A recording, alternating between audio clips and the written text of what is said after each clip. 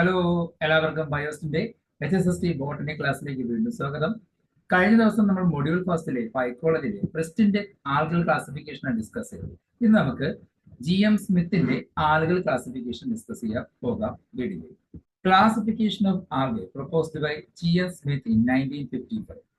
1955 GM സ്മിത്തിന്റെ algal classification നേരത്തെ ചെയ്തിരുന്ന പാഷർ എന്ന സയന്റിസ്റ്റിന്റെ ക്ലാസിഫിക്കേഷനിലെ ചെറിയൊരു മോഡിഫിക്കേഷൻ. അദ്ദേഹം മൈന്യൂട്ട് മോഡിഫിക്കേഷൻ വരുത്തിയിട്ടാണ് നേരത്തെ ചെയ്തിരുന്ന ക്ലാസിഫിക്കേഷന് ഒരു റീഅറേഞ്ച് ഒക്കെ ചെയ്ത് മോഡിഫിക്കേഷൻ ചെയ്തതാണ് GM സ്മിത്ത് അദ്ദേഹത്തിന്റെ ശൈലിയിൽ ക്ലാസിഫിക്കേഷൻ കൊണ്ടുവന്നിരിക്കുന്നത്.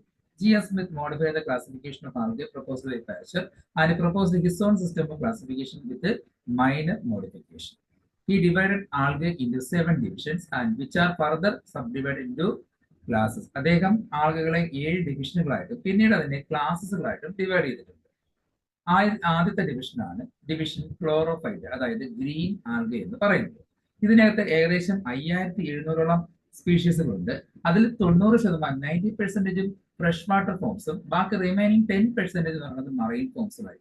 നമുക്കെല്ലാവരും ക്ലോറോഫൈറ്റ് എന്ന് പറയുന്നത് ഗ്രീൻ ആളുകളാണെന്ന് അറിയാം. ഈ ഗ്രീൻ ആളുകളിൽ അദ്ദേഹത്തിന്റെ ശൈലിയിൽ അദ്ദേഹം 5700 സ്പീഷീസുകൾ അറേഞ്ച് ചെയ്തിട്ടുണ്ട്. അതിൽ 90% ഫ്രഷ് വാട്ടറും ബാക്കി 10% എന്താണ് മറൈൻ വാട്ടറുമാണെന്നാണ് അദ്ദേഹത്തിന്റെ രീതിയിൽ ക്ലാസിഫൈ ചെയ്തിരിക്കുന്നത്. ഡോമിനന്റ് പിഗ്മെന്റ്സ്, ഗ്രീൻ ആളുകളുടെ ഡോമിനന്റ് പിഗ്മെന്റ്സ് ഏതായിരിക്കും? ക്ലോറോഫിൽ എ ആൻഡ് ബി ആണ്. റിസർവ് ഫുഡ് മെറ്റീരിയൽ സ്റ്റാർച്ച് തന്നെയാണ്. ദെൻ ഇതിന് 2 ക്ലാസ്സുകളാണുള്ളത്. ഒന്ന് ക്ലോറോഫൈസിയെ, അതായത് ഗ്രീൻ ആളുകൾ ഉൾപ്പെടുന്ന ക്ലോറോഫൈസിയും, അതുപോലെ ക്യാരോഫൈസിയെ. സ്റ്റോൺ ബഡ്സ്, ക്യാര ഉൾപ്പെടുന്ന, ക്യാര അറിയാലോ, ഒരു ഫ്രഷ് വാട്ടർ ആൽഗയാണ്. ക്യാര ഉൾപ്പെടുന്ന ക്യാരോഫൈസിയെ, സ്റ്റോൺ ബഡ്സ് ഉൾപ്പെടുന്നത് ഇതിലാണ്. രണ്ടാമത്തെ ഡിവിഷനാണ് യൂഗ്ലിനോഫൈറ്റ. യൂഗ്ലിൻ ഉൾപ്പെടുന്ന ഡിവിഷനാണ്.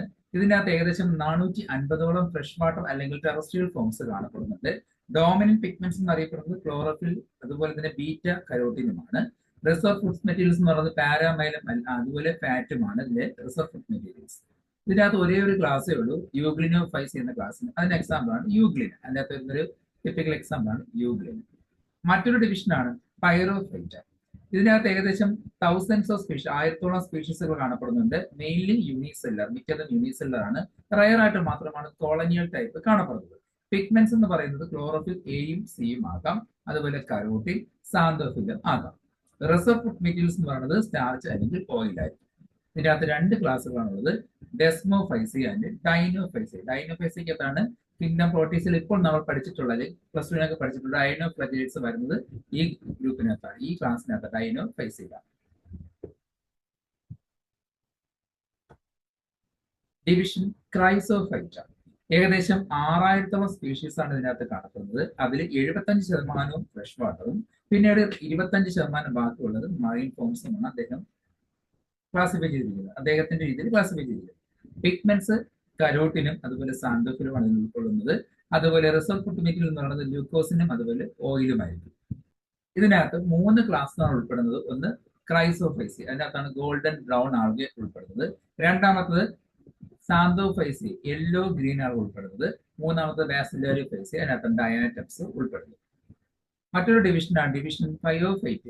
ഫയോഫൈറ്റ് എന്ന് പറയുന്നത് കുറെ ബ്രൗൺ ആളുകൾ ഉൾപ്പെടുന്ന ഗ്രൂപ്പാണ്. അതിനകത്ത് ഏകദേശം 1000ഓളം സ്പീഷീസുകൾ, മോസ്റ്റ്ലി മറൈൻ ഫോംസ് ആണ്, കൂടുതലും മറൈൻ ഫോംസ് ആണ്. പിഗ്മെന്റ്സ് ബ്രൗൺ പിഗ്മെന്റ് ആയ ഗ്ലൂക്കോസാന്റിനും. റിസർവ് ഫുഡ് മെറ്റീരിയൽസ് എന്ന് പറയുന്നത് മാനിറ്റോൾ അല്ലെങ്കിൽ ലാമിനൈൻ തന്നെയാണ്. ഇതിനകത്ത് 3 ക്ലാസ്സസ് ഉൾപ്പെടുത്തിയിട്ടുണ്ട് അദ്ദേഹം. ഐസോജനറേറ്റ്, അതിനകത്ത് നെക്ടോകാർപ്പസ് പോലുള്ള ബ്രാഞ്ചഡ് ഫിലമെന്റ് സ്ട്രക്ചർ വരുന്നത്. ഹെറ്ററോജനറേറ്റ്, അതിനകത്താണ് മിരിയോണിയമ എന്നൊരു മറ്റൊരു സ്പീഷീസ് വരുന്നത്. സൈക്ലോസ്പോറ, അതിലാണ് സർഗാസം പോലുള്ള ലീഫി സ്റ്റേജിൽ കാണപ്പെടുന്ന ബ്രൗൺ ആളുകൾ ഉൾപ്പെടുത്തിയിരിക്കുന്നത്. അടുത്ത ഡിവിഷനാണ് സയാനോഫൈറ്റ. സയാനോ ബാക്ടീരിയ ഉൾപ്പെടുന്ന ഗ്രൂപ്പാണ്. ഏകദേശം 1500ഓളം സ്പീഷീസ് ഉണ്ട്. മോസ്റ്റ്ലി ഫ്രഷ് വാട്ടർ സ്പീഷീസ് ആണ്. പിഗ്മെന്റ്സ് ക്ലോറോഫിൽ എ, ബി, അതോടൊപ്പം സി ഫൈക്കോസയാനും സി ഫൈക്കോ എർത്തിനുമാണ് ഉൾപ്പെടുന്നത്. റിസർവ് ഫുഡ് മെറ്റീരിയൽസ് എന്ന് പറയുന്നത് സയാനോഫൈസിൽ സ്റ്റാർച്ച് ആയിരിക്കും.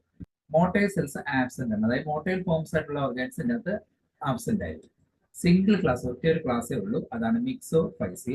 അതിനകത്ത് നോസ്റ്റോക്ക്, അനബീന പോലുള്ള സയാനോ ബാക്ടീരിയ ഉൾപ്പെടുന്നു. ഡിവിഷൻ റോഡോഫൈറ്റ, റെഡ് ആളുകൾ ഉൾപ്പെടുന്ന ഡിവിഷനാണ്. ഏകദേശം 2500 സ്പീഷീസ് ഉൾപ്പെടുന്നുണ്ട്. മോസ്റ്റ്ലി മറൈൻ, മിക്കതും മറൈൻ ആണ്. പിഗ്മെന്റ്സ് റെഡ് കളറിന് കാരണമായ ഫൈക്കോ എർത്തനാണ്. അതുപോലെ റിസർവ് ഫുഡ് മെറ്റീരിയൽസ് നമുക്കറിയാം ഫ്ലോറിഡിയം സ്റ്റാർച്ച് തന്നെയാണ്. സിംഗിൾ ക്ലാസ്സിന്റെ അത് ഒരേ ഒരു ക്ലാസ്സാണ് ഉൾപ്പെടുത്തിയിരിക്കുന്നത്.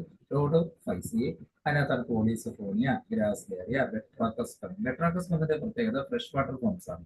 ഫ്രഷ് വാട്ടറിൽ കാണപ്പെടുന്ന ഒരു റെഡ് ആൽഗയാണ് ബെട്രാക്കസ്പം. അപ്പോൾ നമ്മളിപ്പോൾ ഡിസ്കസ് ചെയ്തത് GM സ്മിത്തിന്റെ ശൈലിയിലുള്ള ക്ലാസിഫിക്കേഷൻ ആണ്.